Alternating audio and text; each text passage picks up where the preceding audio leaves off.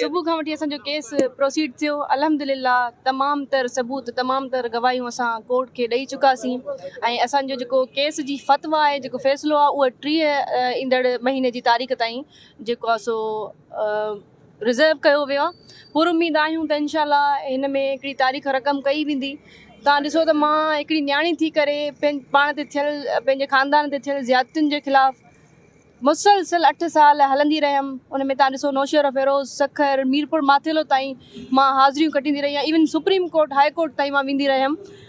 इन ई उमेद सां गॾु कानून ऐं आइन जे आसिरे भोतारनि जागीरदारनि खे अखियूं ॾेखारे बीह रहियासीं ऐं उमेद इहा ई आहे त इनशाला हिन में सरदारनि खे फांसी जे फंदे ते ॾिसंदासीं।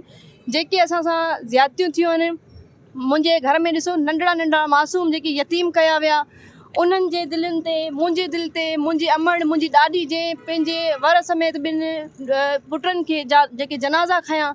यकीनन इहा उमेद रखूं था त ख़ुदा खे हाज़िर नाज़िर सम्झी असांजे जेके जज साहिबान आहिनि यकीनन कॉम्पिडेंट आहिनि ऐं उहो अहिड़ो फ़ैसिलो ॾींदा जेको वक़्ती तौर ई सही। यकीनन असांजो वालिद साहब ॾाॾो ऐं चाचो त वापसि न ईंदा पर अहिड़ो फ़ैसिलो ॾिनो वेंदो त असांजे जेके ज़ख़्म आहिनि उन्हनि ते मरहम वारो कमु कंदो।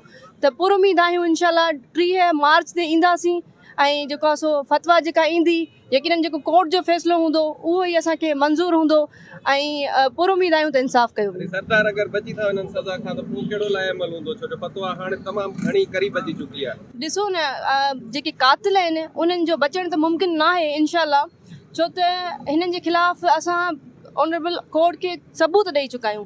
जेको ट्रायल जेको फ़ैसिलो ईंदो आहे उहो यकीनन फैक्ट्स वग़ैरह जेको असां ॾिसी एविडेंस ॾिसी करे फतवा ॾिनी वेंदी आहे त असां कोर्ट खे सफिशिएंट एविडेंस ॾेई चुका आहियूं। हाणे लेट्स सी त कोर्ट उन ते छा फ़ैसिलो थी करे।